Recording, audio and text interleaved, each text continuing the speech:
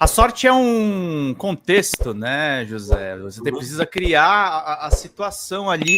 E a impressão que eu tenho também a extrema-direita aprendeu a se comunicar. Assim, a gente ainda tem tempo de aprender, mas conforme a coisa vai avançando, fica cada vez mais difícil. E eu queria entrar num assunto delicado, José. Opa! Lula tá com esse acidente que ele bateu a cabeça. Ele tá sob cuidados de saúde.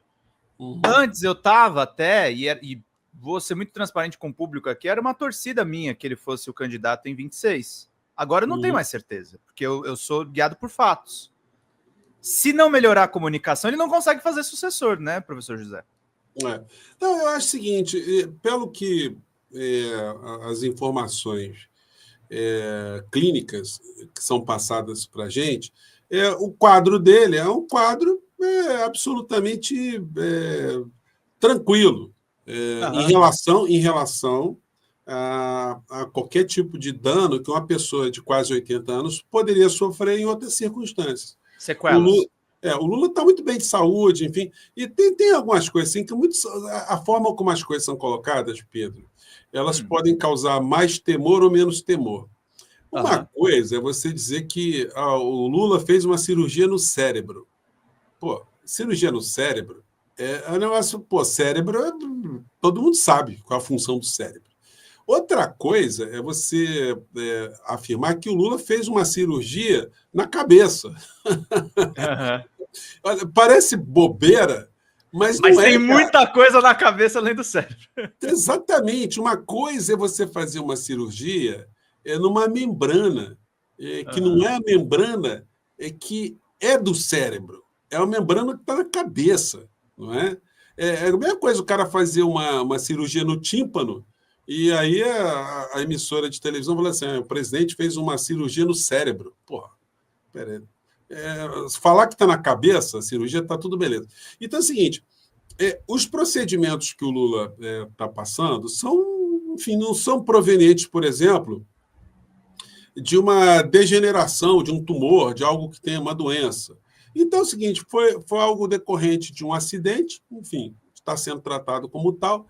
E até tem negócio, né, Pedro? Você vê só, se fosse o Bolsonaro que estivesse passando por um troço desse, você ia ter câmera dentro da UTI mostrando o Bolsonaro com sonda e com cara torta. Se vitimizando. Com um monte de gente orando, e com a Michelle chorando, e com o Malafaia expulsando o demônio, Satanás, e os filhos fazendo selfie, e aquelas publicações, ele está dando a vida dele pelo Brasil. No caso do Lula, a gente não tem imagem, a gente não tem exploração dessa história, a gente não tem um processo de vitimização.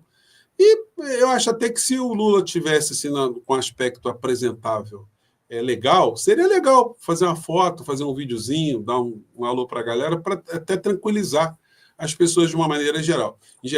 Então, ao que me parece, o Lula, segunda-feira, vai estar andando. Vai estar andando aí, vai estar fazendo vai estar trabalhando normalmente. E uma das coisas que ele poderia fazer para se poupar é justamente se comunicar melhor. O que significa comunicar melhor? O Lula, me dá uma aflição, Pedro, ver o Lula ele vai para um lado e para o outro, pega avião, vai para o Ceará, não sei o quê, aí aquela cerimônia, lugar quente pra caramba, e aí fica aqueles 50 cabeçudos atrás, e o Lula na frente, andando para um lado e para o outro, um calorão danado, e toma uma aguinha, e fala, e abraça um, e abraça outro, e depois pega o avião, vai para outro lugar. Isso é um troço desgastante pra caramba. O que seria ideal pro Lula? Olha só, tá lá no Palácio, acordou de manhã cedinho, ele gosta de acordar cedo, faz a esteirinha dele, toma a vitaminazinha dele, toma um remedinho, faz musculação e tal, faz bicicleta e tal. E aí vai para o Palácio, para uma sala de imprensa, como Lopes Obrador fazia, com a poltroninha, com um monitor no fundo, um telão no fundo, com os ministros já pautados para poder falar alguma coisa, e ele revezando, ali sentadinho, tomando a aguinha dele, suquinho dele, alguém servindo, sem precisar gritar, com o microfonezinho ali, preso na lapela, e tal, com muita tranquilidade. Olha, a produção disso ia ser um negócio, do ponto de vista político, tão fenomenal, tão importante, e isso ia ajudar a preservar tanta saúde dele, que todo mundo ia sair ganhando no meio dessa história. Agora, parece uma coisa inacreditável, né? A gente está falando de uma coisa que é o óbvio para quem cuida de comunicação. Uhum. E seria até uma coisa para a Janja, né, entrar em campo, para adotar esse modelo. Chegar assim, ô Lula, é o seguinte, agora você vai fazer o que eu estou te falando.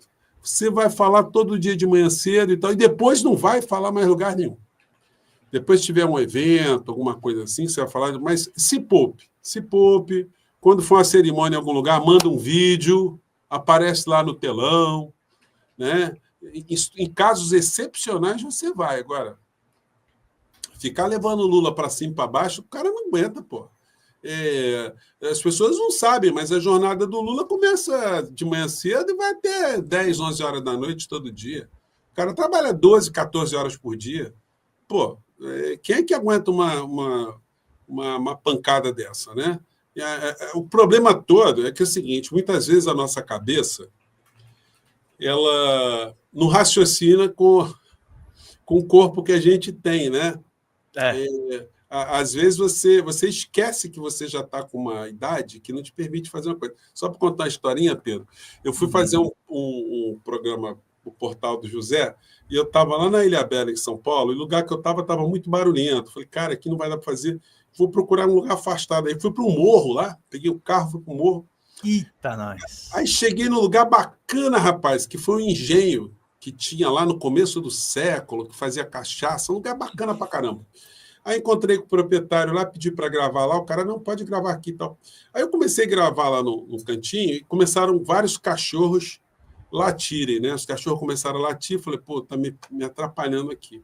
Eu vou para aquele canto lá, que os cachorros estão ali, estão presos ali, então fico longe dos cães e o pessoal que me acompanha não vai pegar esse barulho. Só que para chegar aonde eu queria, no outro galpão, tinha um riachinho assim que de uma margem para outra devia ter uns 2 metros, uns 2,5 metros no máximo, assim, um riachozinho de uma margem para outra. Aí a minha cabeça de 17 anos falou o seguinte: dê alguns passos para trás, tome impulso e não, você pulou até a outra margem. Só que eu estava com mochila, estava com equipamento, né? Quase caiu. O quê?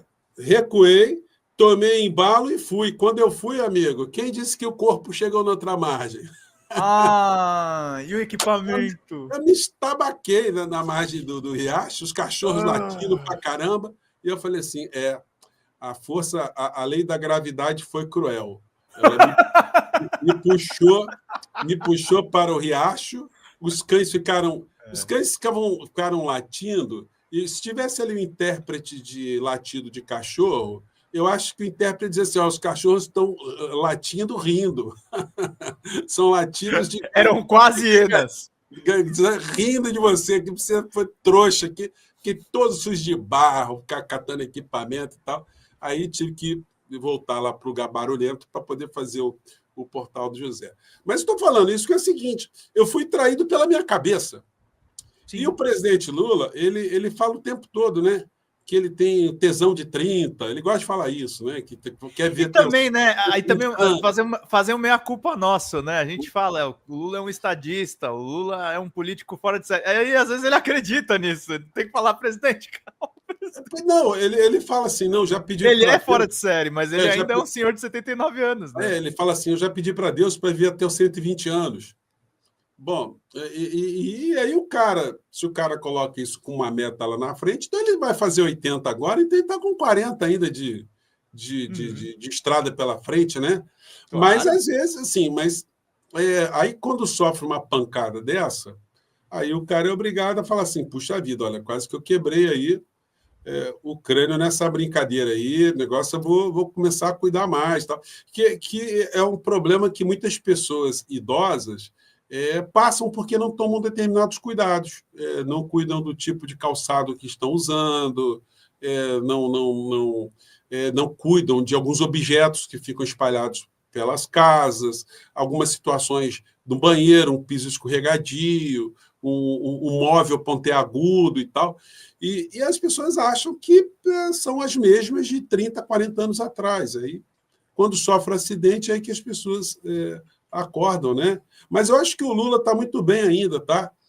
Eu acho que muitas pessoas vão se surpreender quando ele voltar desse processo todo aí. E se ele se cuidar, ele vai ficar muito mais produtivo. Se ele fizer da comunicação uma comunicação mais eficiente, vai render muito mais, vai ser bom para todo mundo.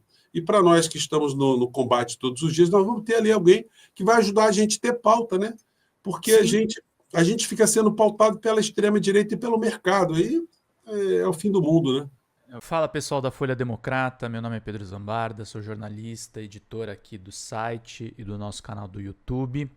Nós estamos passando por uma mudança dentro do nosso canal do YouTube e a gente precisa muito que vocês contribuam no folhademocrata@gmail.com, que é o nosso Pix, porque nós estamos desmonetizados e as lives continuam precisando da contribuição do público para a gente poder manter os trabalhos meus, dos sócios e dos nossos editores de vídeo. Nós temos uma pequena e aguerrida equipe de guerrilha.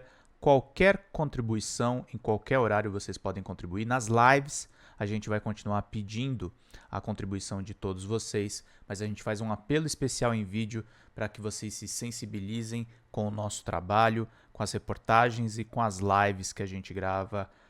Tudo em nome de vocês terem uma boa informação, gente. Até mais. Tchau, tchau.